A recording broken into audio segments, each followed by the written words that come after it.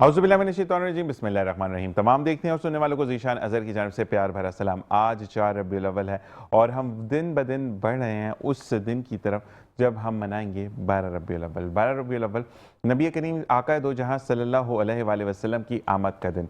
अच्छा जी, काफ़ी जगह पर बहस देखी, काफ़ी जगह पर बहस सुनी, काफ़ी जगह पर एक चीज़ के टाइम कंफर्म नहीं है, डेट कंफर्म नहीं है, लेकिन मैं ये कहता हूँ, ये पर्सनल एक्सपीरियंसेस से ये शेयर करता हूँ कि कुछ अच्छी चीज़ें होती हैं उनको मान लेना चाहिए। बेहतरीन चीज़ वही होती है कि आप बेहतरीन अंदाज में कितनी चीज़ों को बेहतरीन अंदाज में एक्सेप्ट करते हैं, और ना सिर्फ एक्सेप्ट करते हैं बल्कि नबी करीम आका दो जहां सल्लल्लाहु अलैहि वसल्लम की निस्बत से वाक़या काफ़ी ऐसे कंट्रप्ट किए गए हैं, या जिनको हम कहते हैं सामने आए कि काफ़ी ऐसे जालिम बादशाह गुजरे जिन्होंने अगर कुछ देर के लिए भी अपनी रियाया को या अपने जो मुलाजमीन हैं उनको छुट्टी दी, तो उस दिन उसकी कब्र से, उस बादशाह या उस हाकिम की कब्र से खुशबू आती है, और ये लोगों ने देखा।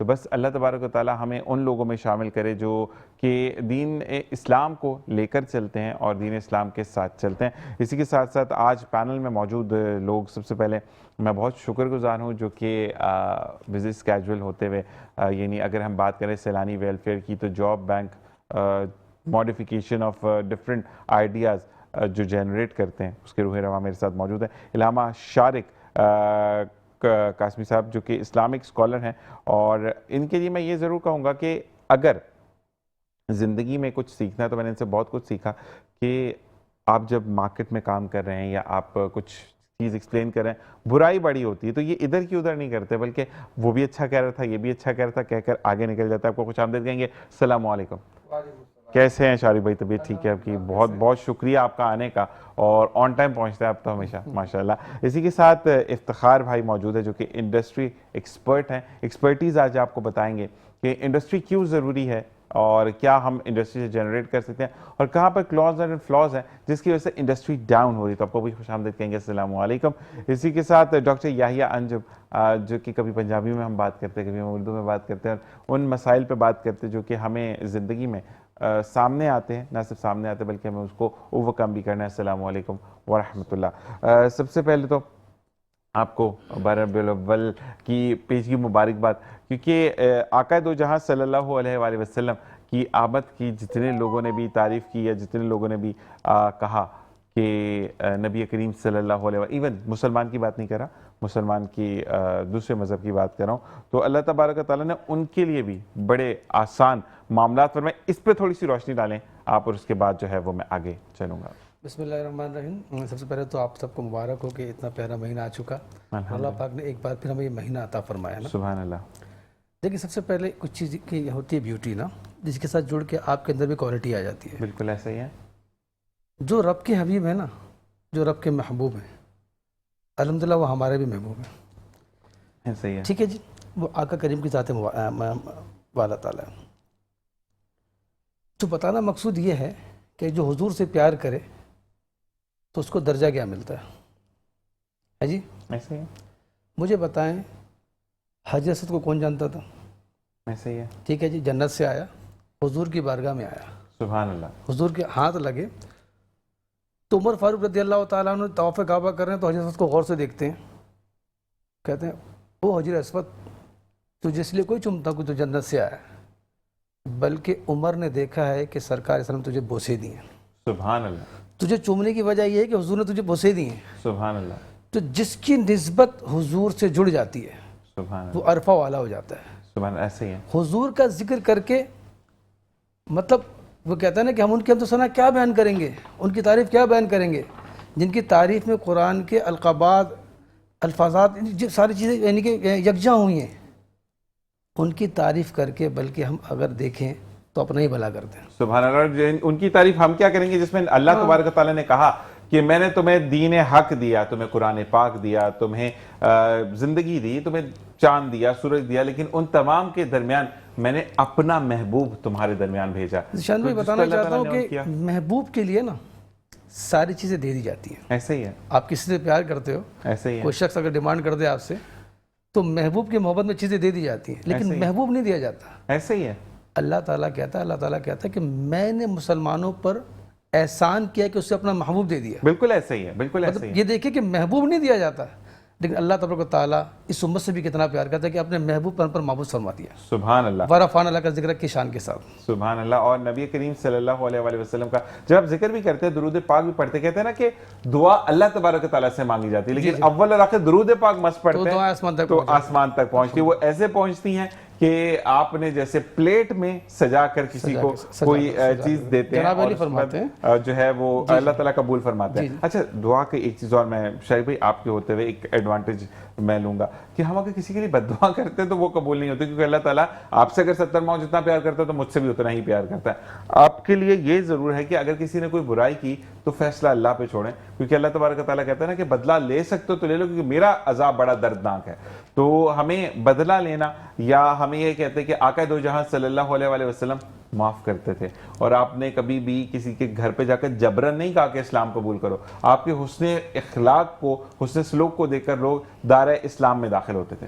सबसे बड़ी बात देखें ना कि जिस मक्के के सरजमीन पे सरकार दो हज़ार सल्लल्लाहु अलैहि वसल्लम तशरीफ़ फरमा हुए, मबूस हुए, जहाँ पर बचपन से लेकर जवानी तक गुजारी ना, जब उन लोगों ने उन पर जुल्म किया, माज़अल्लाह तकलीफ़ दी, और उनका अपना शहर जहाँ पर पले बड़े थे वहाँ से उनको हिजरत करना पड़ा ना। आज तो मतलब उम्मत एहसानमंद है कि हम कैलेंडर भी जो हमारी है वो हिजरी साल के जो नोट करते हैं हिजरत से ही नोट करते हैं, ऐसे ही है जी। तो जब वो हिजरत कर कर गए, वापसी आए, फतह मक्का हुआ, आज तो बदला लेने का दिन था ना। आज सब डरे हुए थे, जो बड़े बड़े तुरमखा थे ना, सरदारान कुरैश, कि आज पता नहीं क्या हो जाएगा हमारे साथ, आज तो टेंशन होने वाली है, आज तो ये बस ये बड़ी ताकत से आए। लेकिन हुजूर पाक सल्लल्लाहु अलैहि वसल्लम उस वक्त जब इटली इस तौर पर बंदे के अंदर ताकत होती है ना, पावर होती है, बताऊँ क्या कहा, जो अबू सुफियान के घर चला जाए उससे माफ़ी है, जो अपने घर का दरवाज़ा बंद कर ले उससे माफ़ी है, जो काबे की दीवार से लिपट जाए उससे माफ़ी है। तो मैं आपके चैनल से ये कहना चाहूँगा कि बदला लेना आसान काम है, सब मैं कहता हूँ आसान काम बदला लेना है, ऐसा ही है। मुश्किल काम है माफ़ कर देना, ऐसे ही है जी। लेकिन ये मुश्किल काम है ना, हुजूर की सुन्नत मुबारक है, सुभान अल्लाह। ये समझ के आप माफ़ करेंगे तो एक तो उस लिस्ट में आ जाएंगे, एक लिस्ट बनेगी माफ़ करने वालों की लिस्ट, उस लिस्ट में मेरे करीम आका का ऊपर नाम होगा, अरे कम से कम नीचे ही अपना नाम होगा, नाम तो होगा उसी लिस्ट में। सुभान अल्लाह, सुभान अल्लाह। कहते हैं कि छोटी छोटी बातें जिंदगी में बड़ा अहम रोल अदा करती है। इसी के साथ साथ हम आते हैं इफ्तिखार भाई की तरफ। इफ्तिखार भाई, मुझे बताइएगा कि इंडस्ट्री का, इंडस्ट्रियल यूनिट्स का जीडीपी में क्या रोल है? सर शान, हमारी जो जीडीपी है हमारी 411, जिसे हम इंटरनेशनल उसमें बात करेंगे तो यूएस डॉलर्स में बात करेंगे, यहाँ पे हमारी जीडीपी है वो 411 के लगभग है। उसमें जो हमारा इंडस्ट्रियल सेक्टर है वो ऐड करता है तकरीबन कोई 20% के आसपास। जो हमारा सर्विसेज सेक्टर है वो 50% है, बाकी 30% हमारा जो है एग्रीकल्चर का पार्ट हमारा बन जाता है। ठीक है। तो इंडस्ट्री, क्योंकि वो इंडस्ट्री जो हमारी वो ज़्यादा फोकस्ड एरिया है, जहाँ पे हम आप कहते हैं कि हाई वैल्यू प्रोडक्ट्स बनाई जाती हैं, जहाँ पे लेबर, स्किल्ड लेबर आपके पास आती है। और अब जो वैसी भी दुनिया है वो इकोनॉमिक वॉर ज़्यादा है, जिसे हम कहते हैं इकोनॉमी, पाकिस्तान का पूरी जो हमारा फोकस है गवर्नमेंट का, इकोनॉमिक जो है वो इकोनॉमिकली हम कैसे आगे चले जाएं, हम कैसे वैल्यू ऐड कर लें। तो इसीलिए हमारा जो 20% मैंने बताया पूरे जीडीपी का 20% इंडस्ट्री ऐड करती है। तो इसीलिए इंडस्ट्री हमारी बहुत मेजर उसमें, जिसमें टेक्सटाइल मेजर है हमारे पास सीमेंट की फैक्ट्रीज हैं, हेल्थ सेक्टर हमारे पास है, हमारे मेजर यूनिट्स हैं जी, ही हमारे बेसिक यूनिट्स हैं जी। ठीक है। और जो हम क्या कहेंगे आउटलुक इंडस्ट्री यूनिट्स की कौन कौन सी हैं? अच्छा, इसमें जिशान हमारे पास जो हमारी जो इंडस्ट्री है, अगर आप कंपेयर करते हैं दुनिया से, तो उसमें हम अब मेजरली कंपेयर करते हैं मतलब आपको चाइना से, इंडिया से और यूएस के साथ। तो हम अपने आप को सेमी इंडस्ट्रियल कहते हैं बेसिकली, क्योंकि हम उनके मुकाबले में भी टेक्नोलॉजी वाइज अभी पीछे हैं। या अगर हम बात करें कि टेक्नोलॉजी वाइज, या हमारे अभी तो वैसे भी हम बड़ी बड़ी बातें सुनते हैं फखर भाई, लेकिन मैंने देखा है कि हमारा आईटी सेक्टर भी बड़ा पीछे है। अगर हम बात करें इंडिया की, इंडिया वाकई में बहुत आगे है। और इंडिया की वही कि जब आईटी सेक्टर के लिए जब अमेरिका से कुछ लोग आए तो पाकिस्तान ने लैंड नहीं दी, बांग्लादेश से कहा कि इस पर टैक्सेस लगेंगे, और इंडिया ने कहा कि तुम स्टार्टअप करो फिर हम देखेंगे कि कहा। और आज वाकई में इंडिया की आईटी इंडस्ट्री ने बड़ा बूस्ट किया। लेकिन हमें बताइएगा कि किन किन मुल्कों के साथ हम एक्सपोर्ट करते हैं? हमारे जो मेजरली एक्सपोर्ट्स हैं वो टेक्सटाइल है, जो कि यूएस साइड पे है, उसके बाद यूरोपियन साइड पे हमारी है, उसके बाद चाइना भी हमारा जाता है। जो मेजर फोकस है वो हमारा टेक्सटाइल साइड पे इंडस्ट्री का, जो मेजर हमारा जंक है वो टेक्सटाइल साइड पे। बाकी जो हेल्थ सेक्टर है वहाँ पे हमारे पास अभी कम है, क्योंकि हमारे पास प्रोडक्ट्स अभी उस लेवल की नहीं है कि वहाँ हम यूएस या यूरोप एक्सपोर्ट कर सकें। तो जो टेक्नोलॉजी एडवांस प्रोडक्ट्स हैं वो हमारे पास नहीं है। टेक्सटाइल में भी आप देखेंगे तो वो लो एडेड जिसे हम कहते जो जो जो लो वैल्यू हम कहते हैं वो लो वैल्यू हमारी पोर्ट्स हैं, हमारी हाई वैल्यू पोर्ट्स में भी नहीं है। ठीक है, तो अगर हम बात करें कि एक्सपोर्ट विजन हमारा क्या है तो कितना है हमारा? अभी जो पाकिस्तान की टोटल एक्सपोर्ट्स हैं वो 35 बिलियन यूएस डॉलर्स हैं। ठीक है। और जो प्लान हम पाकिस्तान ने भी अपने जीडीपी को देखते हैं और 2035 में प्लान करते हैं कि 1 ट्रिलियन यूएस डॉलर्स की हमारी जो टोटल जीडीपी हमारी हो जाएगी। और मेजर कॉन्स्टिट्यूएंट्स में जब एक्सपोर्ट को हम देखते हैं उसके ऊपर। अच्छा, लेकिन एक बात है, इंडस्ट्री की भी अगर हम बात करें, इस क्वेश्चन से हट करें, इंडस्ट्री जो है वो पाकिस्तान हो या कोई भी मुल्क हो, उसको बूस्ट करने में बड़ा अहम किरदार अदा करती है, अगर मैं गलत नहीं हूं तो। मुझे ये बताएं कि पाकिस्तान के अंदर हर दुनिया में मैंने देखा कि आपको लैंड फ्री कर दिया जाता है, द मिनिमल आपको चार्जेस पे करने पड़ते। काफ़ी जगह तो मैंने ये भी सुना, इवन दो आपका बांग्लादेश भी, अब आपको पहला 1 साल जो है वो आपको इलेक्ट्रिसिटी फ्री देते हैं, लेकिन पाकिस्तान में टिका के जो है वो टैक्सेस लगाए जाते हैं। उसमें अगर आप इलेक्ट्रिसिटी देखेंगे निशान, तो उसमें हमारी इलेक्ट्रिसिटी अगर कंपेयर करते हैं, मेन कॉम्पिटिटर हम इंडिया को लेते हैं, तो हमारी इंडस्ट्री में जो इलेक्ट्रिसिटी एनर्जी कॉस्ट हम जिसे कहते हैं, energy cost as compare to India हमारी डबल है। अगर आप वैसे देखें अब तो ट्रिपल हो गई, अब तो अच्छा खासा 200 यूनिट 300 यूनिट। वो ज़ाहिर बात है कि हम अगर इंटरनेशनली किसी भी फील्ड में कॉम्पीट करने जाते हैं तो एनर्जी कॉस्ट आपका मेजर रोल प्ले कर जाती है, क्योंकि मेजर एनर्जी इसमें आप बिजली मैं मिसाल दे रहा हूँ, तो 5.5 सेंट जो है हमारी वो इंडिया में है पर किलोवाट। यही हम जब पाकिस्तान में लेते हैं तो हमारी वो 13 सेंट्स पर किलोवाट है, तो वो डबल हो गई जो आपकी मेन बिजली है। अब उसमें गवर्नमेंट ये काम तो कर रही है कि हम अपने पास जो एक्सपोर्ट जोन्स हम जैसे खोल रहे हैं, जैसे आपने स्टील मिल का सुना होगा कि यहाँ पे हमारे पास बन रहे हैं, हमारे पास और भी एक्सपोर्ट प्रोसेस जोन बन रहे हैं। बट मैं समझता हूँ कि यहाँ पे हमारे पास जो बहुत बड़ा फुकदान है वो है वर्क फोर्स का, लेबर फोर्स का, जिसे हम स्किल लेबर फोर्स कहते हैं। ये तो गवर्नमेंट इस पर काम कर रही है। और जैसे अभी आप देखें बैंक का जो हमारा कि मेजरली बैंक से बोरिंग होती है ज़्यादातर, तो हमारी बैंक बोरिंग कम है इसकी इंस्टीट्यूट्स की हमारे पास, तो वो अभी उनको इनकरेज कर रहे हैं। हमारा 22% था इंटरेस्ट रेट, अब वो 11% पे आ गया। बट अभी भी वो ज़्यादा जो है गवर्नमेंट बोरिंग ज़्यादा है, गवर्नमेंट लोन ज़्यादा लेती है as compare to the private sector.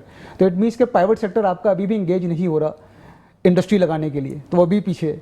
तो जोन्स देने से भी कुछ नहीं होगा। असल में मसला ये है कि फ़खर भाई, मसला आपको एक चीज़ है कि आपको एक अपने मुल्क से हर एक को प्यार है। मैं नहीं बोलूँगा कि हम कभी भी एंटी पाकिस्तान है। शारिक भाई भी यहाँ बैठे हैं, पाकिस्तान के लिए जान देने के लिए तैयार नहीं। याइयो भाई से हम पूछें तो वो यही बोलेंगे कि पाकिस्तान के लिए जान कुर्बान है। लेकिन आप मुझे बताएं कि जान के साथ पेड़ भी तो कुर्बान नहीं कर सकते ना। अब आपको अगर इंडिया है या बांग्लादेश है, वो आपको लैंड फ्री दे रहा है, वो आपको 1 साल की बिजली फ्री कर रहा है, या बिजली के मिनिमल वो चार्जेस जो कि ना होने के बराबर जो उनकी लागत आ रही है वही आपसे लेने, तो आई डोंट थिंक सो कि कोई भी निशान। इसके अलावा भी मैं ज़्यादा जो फोकस अब जो मौजूद बहस आपसे वो है स्किल लेबर फोर्स का। ये आप कर भी लेंगे ना, तो अगर आपकी लेबर फोर्स इक्विप नहीं है, मैं आपको एक छोटी सी मिसाल देता हूँ, उसमें हम कहते हैं प्रोडक्टिविटी इंडेक्स कहते हैं ना। ठीक है। हमारा जो प्रोडक्टिविटी इंडेक्स है वो इंडिया से ऑलमोस्ट, अगर उनका 5 इसका इंडेक्स निकाला जाता है, इसका फॉर्मूला है उसको लगाएं, तो वो इंडिया का 5.5 है, हमारा जो है 1.5 पे। अच्छा, अगर मैं उसको कैलकुलेट कैसे करते हैं, हम करते हैं कि हमने कोई प्रोडक्ट पैक करनी है या कोई कंज्यूम करना है, तो हमारी अगर वो 20 लेबर कर रही है तो इंडिया या चाइना में वो काम 8 लेबर कर रही है। इसी तरह हमने जैसे वाक्य सुना, एक चाइनीज़ अभी इंटरेस्टेड थे पाकिस्तान में एक यूनिट खरीदने के लिए, तो जब उन्होंने आके यूनिट देखा तो वो इसलिए परचेज नहीं किया कि वहाँ ओवर स्टाफिंग थी। हमारा जो लेबर वो डिसंगेज है थोड़ा सा, वो स्किल लेबर नहीं है, टेक्नोलॉजी से इक्विप नहीं है, जो नई टेक्नोलॉजी आ रही है। तो ये अगर आप लैंड गवर्नमेंट दे भी देगी, तो जब तक आपके पास वर्कफोर्स नहीं होगी उस लेवल की जो कि कॉम्पीट कर सके, अपने कन्वर्ट कर सके प्रोडक्ट को उस लेवल पे जो प्राइसिंग का मैकेनिज्म है, ऐसे ही है, तो भी फुकदान रहेगा। और दूसरी बात ये कि इसी का बड़े अच्छे फ़खर भाई आपने एक बात की, मैं किसी को टॉन्ट नहीं करा, लेकिन पाकिस्तान एक वाहिद इदारा है, मतलब मुल्क है जहाँ पर बाकी में ओवर एम्प्लॉयमेंट हुई हुई है, जिसकी अगर मैं सबसे बेहतरीन मिसाल हमारी पाकिस्तान इंटरनेशनल एयरलाइन है, जिनके पास वर्किंग कोई 27-28 तैयारे हैं और उनके पास कोई 40,000 का स्टाफ है। और दुनिया का सबसे बड़ा बेड़ा जो जहाज़ का है वो है टर्किश एयर के पास, जिनकी अब जाकर शायद 17,000 प्लेन्स है उनके पास, और उनका 9,000 का स्टाफ है, और हम 27 पर 40,000 का स्टाफ रख के बैठे हैं। ये देखिए, हमारे जो स्टेट ओन्ड एंटरप्राइजेस है ना, जैसे IMF ने भी हमें कहा कि हमारी जो स्टेट ओन्ड, जैसे आपने PIA का एक नाम लिया, पाकिस्तान रेलवेज है, ये वो इदारे हैं जहाँ पे हम बिलियन मतलब के जो लास्ट एस्टिमेट्स हैं 850 अरब रुपए जो है वो इनको दिए जा रहे हैं, वो आपको कमा के नहीं दे रहे। ऐसा ही है। तो इसी तरह बहुत आज भी आप देखें तो आज भी पहले स्टोर्स आते थे हमारे, जो स्टोर्स बंद हो गए गवर्नमेंट के, तो आज Utility store। यूटिलिटी स्टोर जी, यूटिलिटी स्टोर्स पे भी आज जो है वो 40 अरब रुपए जो है वो दे के, कल के अगर आप देखें तो 40 अरब रुपए दे के वो बंद हो गए। तो इट मीन्स कि मसला इन्वेस्टमेंट से ज़्यादा जो मैं समझ रहा हूँ वर्कफोर्स का ज़्यादा है, लेबर वर्कफोर्स का ज़्यादा, बहुत ज़्यादा। और फेवरिज्म ज़्यादा है, ये मैंने देखा। इसी के साथ साथ हम आएंगे याहिया भाई की तरफ। और याहिया भाई मुझे ये बताइएगा कि अगर हम चीज़ों को देखते हैं, अगर हम ग्लोबली देखते हैं चीज़ों को, तो हमारी ग्रोथ रुकी हुई है। ऑनेस्टली अगर हम बात करें, हम बातें तो बड़ी बड़ी करते हैं, मैं किसी भी सियासतदान को केटर नहीं कर रहा, मैं नॉर्मल एक बात कर रहा हूँ कि हमें हर दफ़ा एक ख्वाब दिखाया जाता है कि वो बड़ा अच्छा ख्वाब है, लेकिन फिर वो झटके से जगा दिया जाता है कि ख्वाब मत देखो, बुरी बात होती है। तो मुझे ये बताएं कि फिर इस तरीके से तो आप अपनी यूथ को कहाँ लेकर जा रहे हैं? बिस्मिल्लाहिर्रहमानिर्रहीम। बहुत शुक्रिया ज़ीशान भाई, बैठे हुए हैं। अल्हम्दुलिल्लाह, अल्लाह का शुक्र अदा करते हैं कि अल्लाह ने हमें एक दफ़ा फिर अपनी ज़िंदगी के अंदर माह रबीउल अव्वल के अंदर जश्न मनाने का हमें जो है वो हौसला दिया और हिम्मत दी, और ज़िंदगी हमें बढ़ा दी कि उसके महबूब की आमद का शुक्रिया अदा कर सकें। आमीन। ज़ीशान भाई, गुजारिश ये है कि जैसे इफ्तिखार भाई ने कहा, शारिक भाई ने फरमाया, आप कह रहे हैं कि ग्रोथ और हमारी यूथ कहाँ जाए, तो यूथ को अगर हम कुछ सीधा वे दिखाएंगे तो यूथ उस तरफ मूव करेगी ना। यूथ को जब हम अपने चक्करों में उलझा के रखेंगे, वो 99 के चक्करों में उलझा के रखेंगे, सुबह उठना है, काम करना है, ये करना है, ये करना है, ये करना है, फिर शाम में थक हार के सो जाना, तो यूथ बेचारी क्या सोचेगी? ऐसा ही है। और मैं तो अक्सर आपको पता है कि यही कहता हूँ कि जब हम अल्लाह के हुक्मों को छोड़ेंगे और महबूब के तरीक़ों को, महबूब की सुन्नतों को छोड़ेंगे, तो फिर चाहे बूढ़ा हो, चाहे जवान हो, चाहे अजनबी हो, चाहे मुसाफिर हो, कोई भी हो, फिर तो हम परेशानियों की तरफ ही जाएंगे। और इसकी अगर हम जिंदा मिसाल देखें तो जिसको हम कहते हैं कि पाकिस्तान का मतलब क्या, ला इलाहा इल्लल्लाह, पुट्ठे काम होते हुए भी यहाँ पर अल्लाह ताला हमें कहते हैं ना कि पार लगा देता है। और अल्लाह तबारक व तआला ने हर डिफरेंट वेज से पाकिस्तान को बचाया। इवन दो अभी आप मार्का हक को देखें तो क्या हमने चित्रौल की है इंडिया की। इसी तरीके से अगर आप देखते हैं, ठीक है अभी सैलाब आया जो कि मुझे नहीं पता कि डैम्स क्यों नहीं बनाए जा रहे, स्टोरेज अगर पानी होगा तो आपका ही होगा। इंडिया भरपूर अंदाज में डैम को बनाने का उसने एक बेड़ा ले लिया। चाइना ने दुनिया का बड़ा, और जो एक मैंने जो रिसर्च पढ़ी है या भाई उसके अंदर कि जो चक्कर लगाती है दुनिया उसका 0.1% कम हो गया है, क्योंकि चाइना का जो एक डैम है उसका वजन ही इतना ज्यादा है कि रिवॉल्विंग में प्रॉब्लम आ रही है अर्थ को।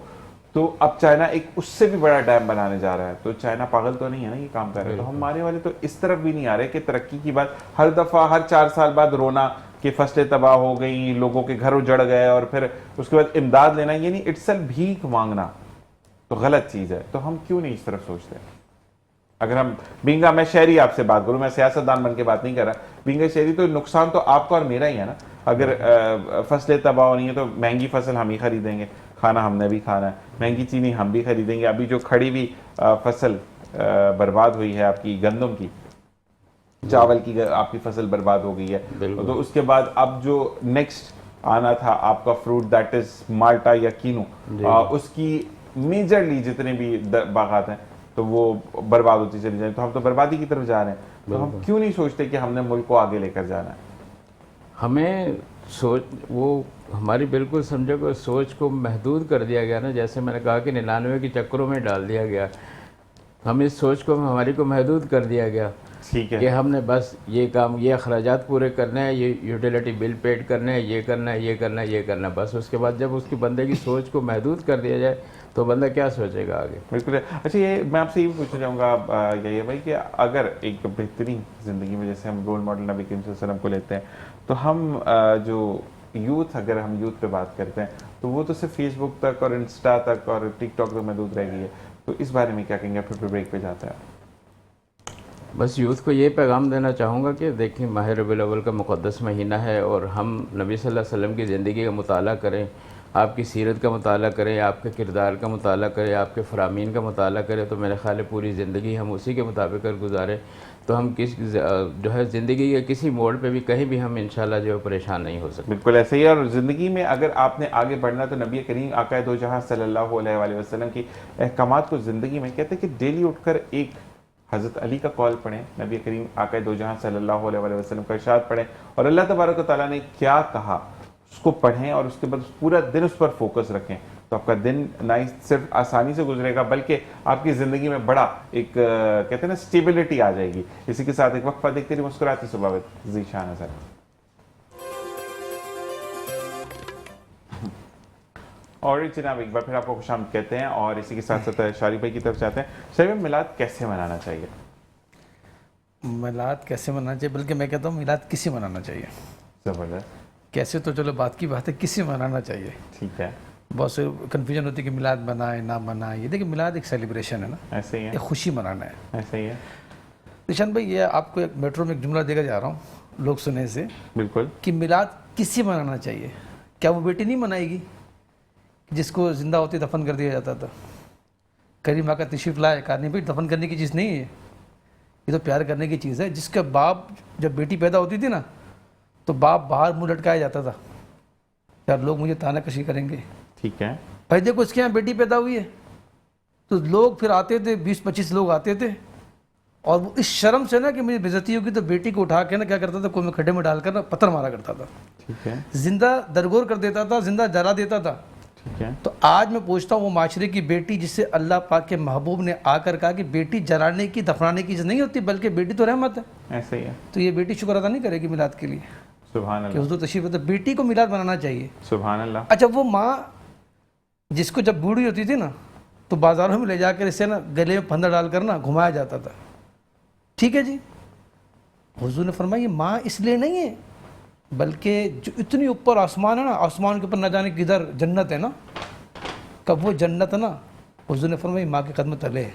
सुभान तो अल्लाह, माँ पे एहसान नहीं हुआ, सुभान, किसी फिरके की भी हो, बेटी किसी फिरके की भी हो, ऐसे ही तो है। बेटी मिलाद में सेलिब्रेशन करे, हुजूर आप आए तो इज्जत मिली है, मुझे तो जिंदा जला देते थे ना लोग, आज रहमत बोलते हैं आपके सदके। तो वो बेटी किसी फिरके की हो, मिलाद मनाएगी। सुभान अल्लाह, माँ किसी फिरके की हो, मिलाद मनाएगी। वो बाप ना, बाप, इसकी कोई वैल्यू नहीं थी, सही, हैं, बाप की कोई वैल्यू नहीं होती। बूढ़ा हो जाता था ना, तो लोग बच्चे खेलते थे, मारते थे, मजाक मस्कर, तो हुजूर को नहीं नहीं, ये बाप इसलिए नहीं होता। ऐसे ही। जिस माँ के कदम तले जन्नत है, उसकी अपनी बख्शिश शोहर के कदम तले होती है। बाप को इज्जत हो गई है ना, तो वो बाप भी मनाएगा मिलाद, है जी। अच्छा, गुलामों के साथ क्या होता था पता है आपको? गुलामों के साथ जो जुल्म होता था अरब के कबाइल में, जो जहालत का मामला था, हुजूर तशरीफ लाए तो कहा नहीं, गुलाम इसलिए नहीं होते, बल्कि हुजूर ने फरमाया कि जो मजदूर मजदूरी करे, गुलामी भी है ना, मजदूरी भी गुलामी होती है, और अगर दौरान मजदूरी से कोई चोट लग जाती है ना, या अबले हो जाते हैं जी, और इसके हलाल कमाता तो जन्नत के रास्तों पे चल रहा है ये, तो वो मजदूर जो परेशान था पहले, उससे लोग धुतकारते थे, आज इज्जत मिल गई और कहा कि कस्बे हलाल कमाने वाला जन्नत के रस्तों में एक रास्ता मिल जाता है उससे, तो ये भी शुक्र अदा करें ना कि या रसूलल्लाह मेहनत तो अपने घर के लिए कर रहे हैं। हुजूर ने फरमाया एक साहब रसूल बैठे थे, तेज़ी से बल्कि जा रहे थे ना, और साहब को झुरमट बैठा हुआ था, तो हुजूर ने फरमाया अगर ये तेज़ी से इसलिए जा रहा है ना, घर की कफालत करने के लिए जा रहा है, तो ये जन्नत के रास्तों में से एक रास्ता है। सुभान अल्लाह। गरीब को पूछता कौन था? ऐसे ही है। वो लोग कहते हैं ना पैसे नहीं है मिलाद मनाने के लिए, मसले मसाइल हैं, खर्चा करेंगे, तो गरीब सुनो भाई, किसी फिरके के भी हो, हुजूर ने फरमाया जब जन्नत में जाऊंगा ना मैं, मेरे आगे पीछे दाएं बाएं सब जगह पहले गरीब मेरे साथ जन्नत में जाएंगे, सुभान, अमीर 50,000 साल के बाद जन्नत में आएंगे, तो मिलाद वो गरीब नहीं बनाएगा, किसी जन्नत पहले मिल रही है, पैसे का काम नहीं है यहाँ पे। हुजूर फरमाते हैं मेरे साथ जन्नत में जाएगा। तो मैं कहता हूँ वो माँ किसी फिरके की है, वो बाप किसी फिरके का है, वो भाई किसी फिरके का है, वो गरीब किसी फिरके का, अमीर, हुजूर ने फरमाया कि अच्छा जो ताजिर होता है ना, है जी, वो अंबिया अलैहिस्सलाम के साथ जन्नत में रहेगा। सुभान तो अल्लाह। आप मुझे बताएं, कायनात की रंगीनी, अच्छा मैं कहता हूँ बहुत से मौलवी कहते हैं ना कि मिलाद मनाना नहीं चाहिए, वो भाई तुम्हें जानता कौन था? ऐसे ही है। हुजूर नहीं होते तो अजानें होती, सुभान अल्लाह। नमाजें होती, ऐसे ही है। कोई बयान होता, इस सदका ही हुजूर का मिला है हमें, तो सारी नमाजें, अजानें, बयानात, ये किन से सीखा है आपने? आकर इसका मंबा मावा कौन है? हमारे सबसे बड़े जो मौलिम है हुजूर की ज़ात वाला ताला है जी। आप कहते हो उनकी आमद का सेलिब्रेशन नहीं करना चाहिए, तो किन का करना चाहिए मुझे बताएं। अल्लाह फरमाता है कि महबूब तुम्हें अगर पैदा करना मकसूद ना होता तो हम कायनात की रंगीनियाँ नहीं बनाते, बल्कि हम खुद रबूबियत को ज़ाहिर नहीं करता। अल्लाह तबारक व तआला के महबूब तशरीफ़ लाए हैं ना, है जी, शजर चल कर आ रहा है। आप तारीख की किताब उठा के देखें, हदीस उठा के देखें, शजर सलाम करने के लिए आ रहा है जी। बुखारी के हदीस मुबारक है कि शजर वो क्या कर रहा है, एक दरख्त ज़मीन को चीरता हुजूर की बारगाह में आके सलाम करता है जी। आज भी उधर वो जगह मौजूद है मस्जिद शिजरा के नाम से, वहाँ पहुँचे आप, आज भी जगह मौजूद है। वो आपके तो सलाम नहीं पढ़ना चाहिए। बुखारी तो कहती है कि वो क्या नाम दरख्त को सलाम करने की बेचैनी लगी हुई थी। तो देखिए कंट्रोवर्सी पैदा नहीं करनी चाहिए, बल्कि हुजूर की मोहब्बत में। बाज़ लोग कहते हैं कि भाई क्या मैं तो ये ज़रूर कहूँगा इस चैनल से कि जब हम हुजूर की बहुत तारीफ़ करते हैं ना, बहुत तारीफ़ करते हैं, तो लोगों को शायद लगता है कि अल्लाह से आगे बढ़ा दिया। बहुत से लोग ये तो शिर्क कर रहे हैं। अच्छा, मैं किसी फ़िरके को कोट नहीं करता, ना अपने फ़िरके की तर्जुमानी करता, एक बेसिक जनरल बात करना चाहता हूँ कि पहले आप समझें। कोई कहता है कि अगर अल्लाह से आगे बढ़ा दिया इतनी तारीफ़ में, तो भाई अल्लाह की तो कोई हद ही नहीं है। ऐसे ही अल्लाह की ज़ात तो लामहदूद है। ऐसे ही है। और अगर आप कहते हो अल्लाह से आगे बढ़ा दिया, तो आपने अल्लाह की हद को जाना, एक तो ये भी गलत है। दूसरी बात ये, इतनी प्यारी पेंटिंग लगी है आपके माशाल्लाह से इस सेगमेंट में, अगर मैं इस पेंटिंग की तारीफ़ करूं तो बताएं सिर्फ पेंटिंग की तारीफ़ हो रही है, बल्कि इनडायरेक्ट पेंटर की तारीफ़ हो रही है। ऐसे ही है। तो हुजूर की जितनी सिफात को बयान किया जाए, हुजूर है तो मखलूक, खालिक तो अल्लाह है, तो वो मौजूद है, बिल्कुल तो ऐसे इसके ही है। मायने ये हो कि हुजूर की जितनी सिफात बयान की जाए ये हम तो बारी ताला है। तीसरी बात ये जो कहता है कि भाई अल्लाह इतनी तारीफ़ करते हो कि ऐसा लगता है कि अल्लाह बना दिया। अरे मेरे भाई, अल्लाह की ज़ात है लम जलिद वलम यूलद, ना वो किसी का बाप ना किसी का बेटा। ऐसा ही है। हम जब हुजूर की बहुत तारीफ़ करते हैं, अगर किसी को गुमान हो जाता है कि हम माज़अल्लाह उसे अल्लाह बना रहे हैं, अरे भाई हम मिलाद मना के बताते हैं खुदा की कसम खुदा नहीं है, इनकी तो पैदाइश का जश्न मना रहे हैं, और पैदाइश खुदा की शान नहीं है, खुदा की शान लम जलिद वलम यूलद है। तो महबूब आका कि जो मिलाद को मनाकर हम शिर्क की नफ़ी करते हैं कि खुदा की कसम ये खुदा नहीं बल्कि खुदा के महबूब है। सुभान अल्लाह। और इसी के साथ नबी करीम सल्लल्लाहु अलैहि वसल्लम का जहाँ जिक्र आता है, वहाँ पे आप जब नबी करीम सल्लल्लाहु अलैहि वसल्लम बोलते हैं तो एक फरिश्ता पैदा होता है जो ता क़यामत आप पर रहमत बरसाता है। तो जितनी भी शान बयान की जाए नबी करीम सल्लल्लाहु अलैहि वसल्लम की, वो उतनी ही कम है, क्योंकि आका दो जहाँ वो हैं कि जब बहुत सारे नबी गुजरे आपसे पहले, आप तो पुश्त पर आपकी ख़त्म नबूवत की मोहर थी, लेकिन अगर नबी उदास ना होते तो आज मेराज नसीब ना होती, मेराज नसीब ना होती तो हमें आगे का अहवाल ना मिलता। तो नबी करीम सल्लल्लाहु अलैहि वसल्लम की तो अगर हम ज़ात की डिटेलिंग में भी जाएंगे तो यकीन कीजिए कि एक बात को बयान करने के लिए पूरा साल लग जाएगा और वो बात बयान नहीं होगी। तो नबी करीम सल्लल्लाहु अलैहि वसल्लम का मिलाद भी मनाएं, खुशियाँ भी मनाएं और घरों में चिरागा करें। और इसी की एक बात मैं एंड में आपसे शेयर करूँगा। मैं अब आता हूँ इफ्तिखार भाई के पास। तो इंडस्ट्रियल यूनिट्स को क्या क्या चैलेंजेस फेस करने पड़ रहे हैं? उसमें एक तो इंफ्रास्ट्रक्चर हमारा सपोर्ट नहीं करता, हमें एनर्जी कॉस्ट पर हम बात कर चुके हैं। ठीक है। अगर आप लेबर कॉस्ट भी देखें तो हमें लेबर कॉस्ट हमारे पास कंपैरेटिवली जो है वो चाइना से कम है। अगर हम रेट देखें तो हमारी जो लेबर है हमारी वो 150 से 250 USD पे आती है। यहीं आप चाइना में देखें तो पहले जब ज़माने में कहा जाता था कि चाइना की जो लेबर है वो सस्ती है, वो अब सस्ती नहीं है, वो कॉम्पिटिटिव है। अब अगर आप देखें तो चाइना की जो लेबर है, मैंने आपको मिसाल दी, पाकिस्तान में 150 से 250 USD की लेबर पड़ती है हमें महाना, यह हमें चाइना में 1000 USD की पड़ती है। तो इट मीन्स कि अब लेबर जो है सस्ती नहीं रही वहाँ पे, वो हमारी जो लेबर है वो कॉम्पिटिटिव नहीं है उस लेवल के, उसकी जो उस तरह जो स्किल है, जैसे कोई आपको कोई इक्विपमेंट चला रहा है, कोई मशीन चला रहा है, तो उसके लेवल और एक्सपर्टीज़ जो है वो नहीं है जो वहाँ वो कॉम्पीट कर सके। इसके अलावा पोर्ट रिलेटेड इश्यूज़ हैं, हमारी जो डिपेंडेंसी है रॉ मटेरियल पे वो इंडिया पे ज़्यादा है, चाइना पे ज़्यादा है रॉ मटेरियल के ऊपर। मशीनरी पे हमारी जो टैक्सेस हैं जो हम इंपोर्ट करते हैं, चाहे वो रॉ मटेरियल करते हैं या मशीन करते हैं, उस पर टैक्सेस ज़्यादा हैं, ड्यूटीज़ ज़्यादा है, स्ट्रक्चर हमारा ड्यूटीज़ का स्ट्रक्चर ज़्यादा है as compare to other part. अब आ रहे हैं हमारे पास, हम जैसे बात कर रहे हैं कि हमारे पास जो एक्सपोर्ट प्रोसेसिंग जोन बन रहे हैं उसमें चाइना से भी कोलैबोरेशन हो रही है। चाहे चाइना से अब सिर्फ ज़मीन नहीं लेनी, अब आपने अपने जो लेबर है उसको भी वहाँ से ट्रेन करवाना है, उनसे आपने टेक्नोलॉजी ट्रांसफ़र हम जिसे कहते हैं, हम टेक ट्रांसफ़र की तरफ भी अब इंडस्ट्री जा रही है, क्योंकि अब गवर्नमेंट का फोकस बहुत ज़्यादा इसकी तरफ है कि कैसे इंडस्ट्री ग्रोथ को बढ़ाई जाए। तो जैसे जैसे गवर्नमेंट का इंटरेस्ट बढ़ रहा है वो हम लोगों का भी, और ज़ाहिर बात है हम इक्विप हो रहे हैं विद द नेशन। अच्छा, मुझे एक चीज़ और बताइएगा, मैं आपसे ये पूछना चाहूँगा कि हमारा 5 साल के अंदर अगर हम कहते हैं कि कितनी मल्टीनेशनल कंपनी जो है वो पाकिस्तान छोड़ गई और कराची के अंदर कितने यूनिट्स बंद हुए? इसमें एक बड़ा अलमिया है, जो रिसर्च है वो कहती है कि कराची में कोई तकरीबन 2000 यूनिट्स के करीब हैं जो साइट और कोरंगी अगर आप जाएँ तो आपको बहुत से यूनिट्स बंद नज़र आएंगे। उसमें ज़्यादा जो वजूहात रही यूनिट्स बंद होने की, वो एनर्जी कॉस्ट थी। अच्छा, आपने जो मल्टीनेशनल्स की बात करी, उसमें मल्टीनेशनल्स बड़ी जो है पाकिस्तान छोड़ के चली गई हमारे पास से, वो भी एक अलमी है, क्योंकि उससे भी हमारी जो है लेबर हमारी जो है वो स्किल लेबर हमारी जो है डेवलपमेंट लोगों की भी हो रही थी। सीमेंस आपने नाम सुना होगा, बहुत बड़ा सीमेंस एक नाम था, पाकिस्तान छोड़ के जा चुकी है।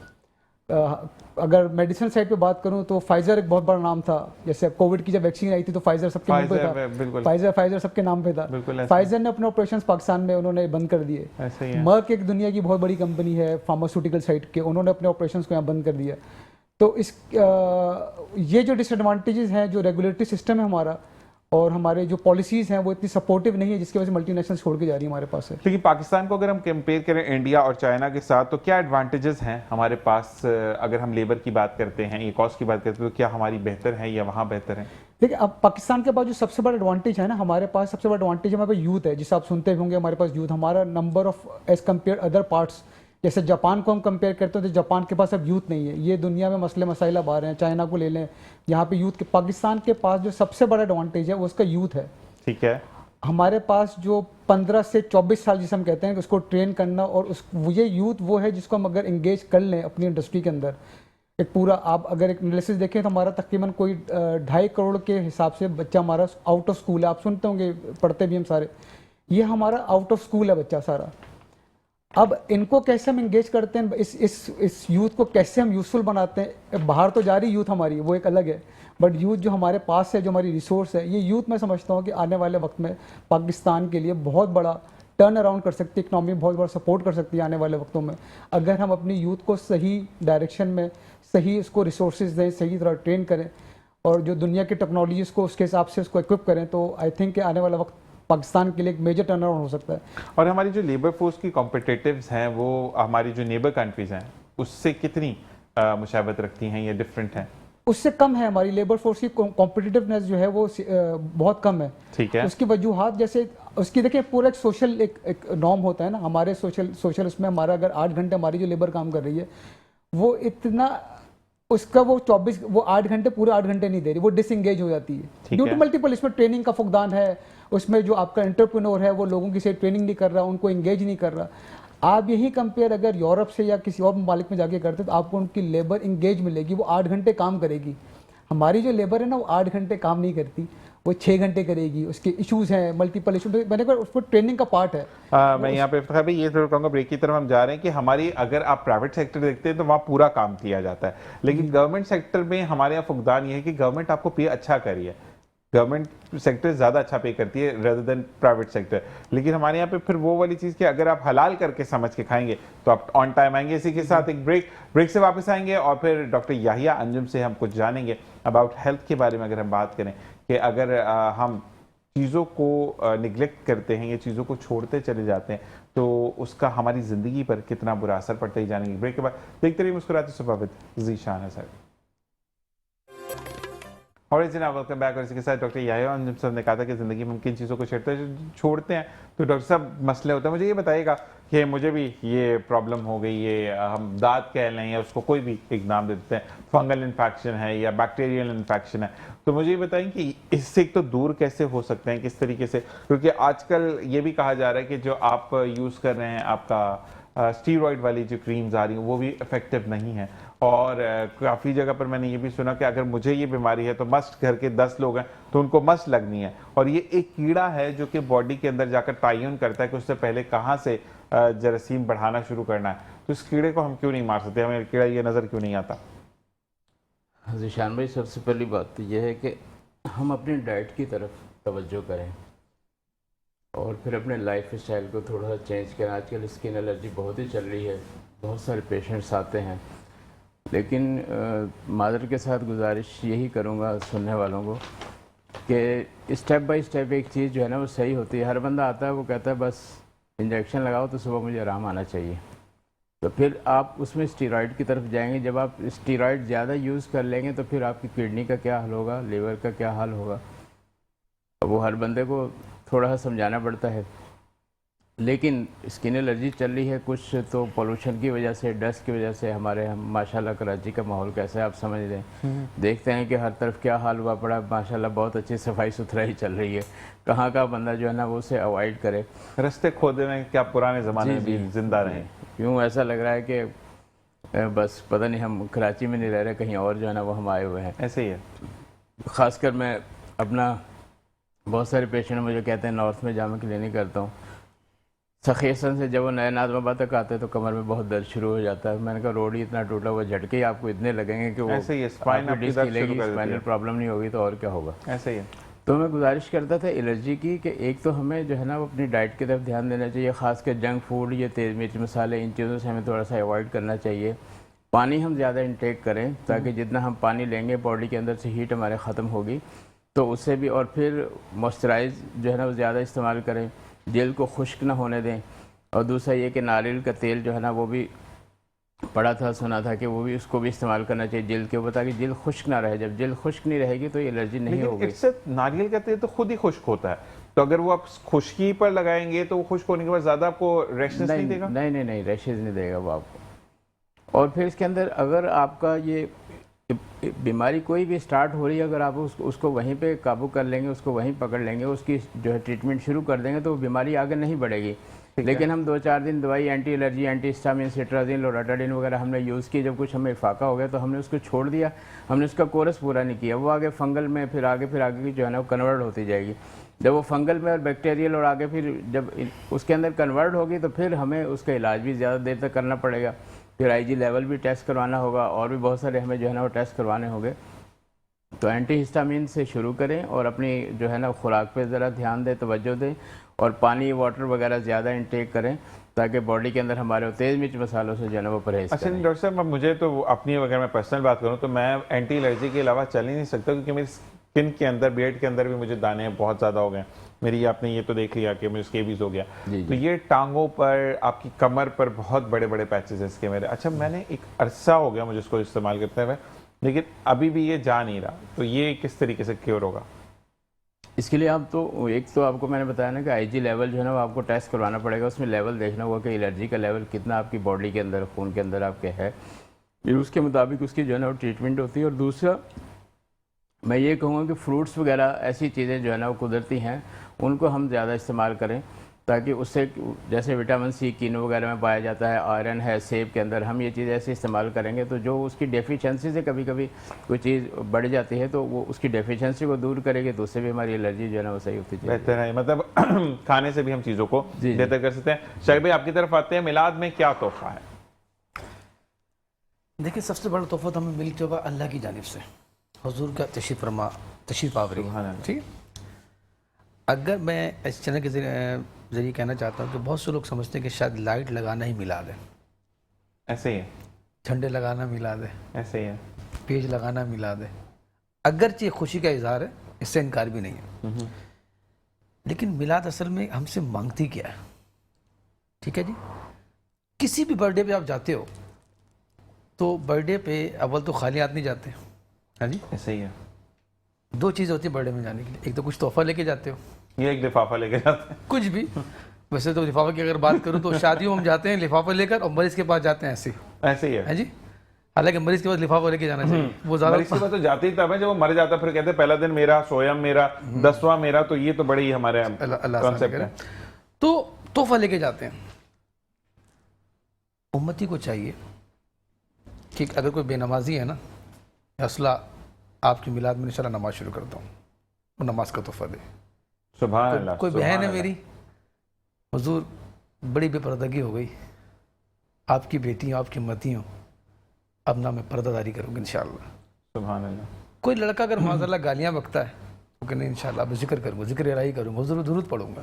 सुभान अल्लाह। तो बेनमाजी नमाज का तोहफा दे दे, बेपर्दा बहनें पर्दे का तोहफा दे दे, उल्टी सीधी बातें करने वाले, गाने गाने वाले नात पढ़ने का तोहफा दे दे। सुभान अल्लाह। जिंदगी गुजर गई अखबार पढ़ते, व्हाट्सएप के ग्रुप यानी कि पढ़ते हुए, लेकिन उसे कुरान पढ़ना नहीं आता। तो उम्र बहुत हो गई ना, अरे तुम्हारी उम्र बहुत हो गई, कुरान तुमसे बड़ा है, तुम शर्माते क्यों हो? सुभान अल्लाह। कोशिश करोगे ज़्यादा सवाब मिलेगा। ऐसा ही है। तो जिसने कुरान नहीं पढ़ा, या रसूलुल्लाह आपकी इस 1500 साल जश्न विलादत पे इंशाल्लाह मैं कुरान पढ़ने की नियत करता हूँ। सुभान अल्लाह। तो ये तोहफे देने हमने, झंडे लगाएं ना लगाएं, बेज लगाएं ना लगाएं, बस वो ठीक है, अपनी जगह है, लगा लें, कोई मसला नहीं है, लगाना चाहिए, खुशी का इजहार है। लेकिन बीइंग अ मुस्लिम उम्मती, हमें वो काम करना है कि जिससे हुजूर पाक सल्लल्लाहु अलैहि वसल्लम खुश हो जाए और ये कहे कि वाकई ये मेरा उम्मती है। एक उम्मती को ज़ेब रहता ही नहीं है कि झंडे तो लेके निकले हुजूर के, नमाजें ना पढ़े, ऐसे ही है। बातें तो हुजूर की करे, हैं जी, गाने गाए, गालियां बके। तो आज 1500 साल जश्न विलादत के मौके पर जो महीना चल रहा है, जो नेक्स्ट में आने वाला है, अल्हम्दुलिल्लाह, हम ये अहद करते हैं कि बेनमाजी नमाज की तरफ आ जाए।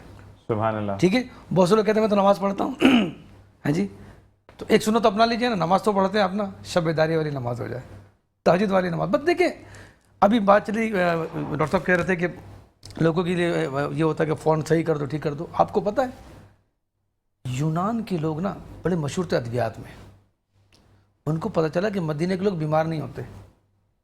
वो आए, ठीक है, भेष बदल कर आए, और कुछ अरसे के बाद वो जब अपने बड़े डॉक्टर्स के पास, यानी कि अतिबा के पास गए ना, तो उन्होंने बोला भाई क्या देखा तुमने वहाँ पे जाके, क्या खाते हैं वो लोग, वो कौन सी मेडिसिन खाते हैं, उनका तर्ज अमल क्या, कुछ भी नहीं खाते भाई, ज़मीनों पर सोते हैं, आम से लोग हैं। तो कहा फिर बीमार क्यों नहीं होते? का उनका एक नबी है जिनका नाम मोहम्मद सल्लल्लाहु अलैहि वसल्लम, मोहम्मद है जिनका नाम, बस उनके तरीके पे हर बात करते कि वो हमारे हुजूर पानी ऐसे पीते हैं, हमारे हुजूर खाना मतलब से खाते बोलने हैं, से इतनी शिफा है। तो वो ये कहते हैं कि वो उनके तरीके में शिफा है। सुभान अल्लाह। आज उम्मती जो डिस्टर्ब हुई है ना, खड़े होके पानी पीना है, जब भी खा लेना है, जहाँ जाए बैठ जाना है। बुजुर्ग फरमाते हैं, मेरे शेख तरीक़त आमिर से फरमाते हैं कि देखो दस्तरखान में ना ग़िज़ा है, इसी में बीमारी है, और इसी में तुम्हारी बीमारी की शिफा है। सुभान अल्लाह। अब जो चाहो इसमें खाना शुरू कर दो। अब मुझे बताएं, रिज़्क़ का इस्तेमाल तरीक़ाकार क्या है? सुन्नत के मुताबिक खाना नहीं है, सुन्नत के मुताबिक पीना नहीं है, सुन्नत के मुताबिक सोना नहीं, तो इसमें शिफा है हमारे लिए। बिल्कुल ऐसा ही है। और शिफा के साथ साथ हमें चीज़ों को ट्रेंड अप करेंगे तो ज़िंदगी आसान होगी। और यहाँ पर 1 मिनट मौजूद है, हमारे अपकमिंग ट्रेंड्स क्या हैं इंडस्ट्री में, और क्या हम उसके लिए हमारा इक्विपमेंट इतने वेल इक्विपमेंट है कि हम चीज़ों को फॉर्म कर सकें? निशान अभी तो नहीं है हम लोग इतना, अब गवर्नमेंट क्योंकि पॉलिसी उस हिसाब से बना रही है, उसमें ज़्यादा अब पहले वोकेशनल ट्रेनिंग जिसे हम कहते हैं, वोकेशनल ट्रेनिंग हमारे पास नहीं थी। प्राइवेट सेक्टर को भी इंगेज किया जा रहा है कि वो इन्वेस्टमेंट करें, उनको इनकरेज किया जा रहा है बैंकिंग सेक्टर से भी कि इनकरेज करें। और इसी मुतालिक से जो फॉरेन डायरेक्ट इन्वेस्टमेंट, जैसे आपने सुना होगा कि बाहर से कंपनीज़ के साथ, जैसे सऊदीया के साथ और यूएस के साथ अलाइनमेंट्स हो रही हैं, स्ट्रेटेजिकली अलाइनमेंट हो रही है हमारी, तो उनके साथ फॉरेन डायरेक्ट इन्वेस्टमेंट जिसे हम कहते हैं एफडीआईज़ को इम्प्रूव किया जाए और हाई टेक साइड पे जाया जाए, जहाँ पे वैल्यू एडिशन प्रोडक्ट्स को बनाया जाए। ठीक है। और उसकी जो दूसरी मैं आपसे बात करता लेबर फोर्स के लिए, उसके लिए कि हमारे जो वोकेशनल ट्रेनिंग्स हैं, जो स्किल डेवलपमेंट के साइड हैं, वो हमारे कम हैं, और उसमें ज़्यादा होने की एज पर पॉपुलेशन, जैसे कराची में देखेंगे तो आपको गिनती के वोकेशनल ट्रेनिंग सेंटर्स मिलेंगे। उनकी क्वालिटी ऑफ एजुकेशन को इम्प्रूव करने की ज़रूरत है। वोकेशनल ट्रेनिंग्स की जो लेबर हमारी है, इदारे बने हैं यहाँ पे, बहुत अच्छा ट्रेन किया, बल्कि ये भी हुआ है कि यहाँ जब ट्रेनिंग इतनी अच्छी हुई तो यहाँ से हमारी लेबर, गल्फ़ हमारी लेबर ने जाना शुरू कर दिया था। अगर आप कंपेयर करते हैं तो अब वो हमारा डिक्लाइन की तरफ है थोड़ा सा, ऑल्दो के रेमिटेंस हमारी हैं, सऊदी से बहुत ज़्यादा रेमिटेंसेज हैं, बट जैसे भी नर्सिंग की बात हो रही है कि हमारी नर्सिंग जैसे सेक्टर है, तो नर्सिंग की हमारी डिमांड अपनी ही बहुत ज़्यादा है। और ये एक ऐसी है कि नर्सिंग अगर आप इंस्टीट्यूट्स बनाए अच्छे, तो आप अपनी लोकल इंडस्ट्री भी कोई भी दे सकते हैं और बाहर एक्सपोर्ट भी कर सकते हैं। तो अब इस पे गवर्नमेंट का क्योंकि रुझान बढ़ रहा है इन सारी चीज़ों पे, चाहे वो इन्वेस्टमेंट हो, चाहे प्राइवेट सेक्टर हो, चाहे वो वोकेशनल ट्रेनिंग्स हो, टेक ट्रांसफ़र हो, तो उम्मीद करते हैं कि आने वाला वक्त इंशाल्लाह पाकिस्तान का बेहतर होगा। अच्छा हो इंशाल्लाह। जी डॉक्टर साहब, ज़्यादा ज़्यादा क्या कहना चाहेंगे देखने वालों को? बस देखने सुनने वालों को तो मैं यही पैगाम दूंगा, जैसे शारिक भाई फरमा रहे थे और आपने कहा कि कुछ लोग कहते हैं कि मीलाद नहीं मनाना चाहिए, तो मैं उनसे कहूँगा अपने बच्चों की बर्थडे क्यों मनाते हैं भाई, क्यों बड़े बड़े केक काटते हो? और बस एक ही लफ्ज़ बोलूँगा और एक ही जुमला बोलूँगा, जो वजह कायनात है, जिसकी वजह से अल्लाह तबारक व तआला ने, जिनकी वजह से अल्लाह ने इस कायनात को वजूद दिया, अगर हम उनका जिक्र नहीं करेंगे तो फिर किसका जिक्र करेंगे? बिल्कुल। इसी के साथ डॉक्टर इल्हामा शारिक कश्मीरी और इफ्तिखार भाई, आपका बहुत बहुत शुक्रिया सबका कि ज्वाइन किया। नेक्स्ट सेगमेंट में हम कुछ नए मेहमानों से आपकी मुलाकात करवाएंगे। देखते रहिए मुस्कुराती सुबह। जी शाना सर।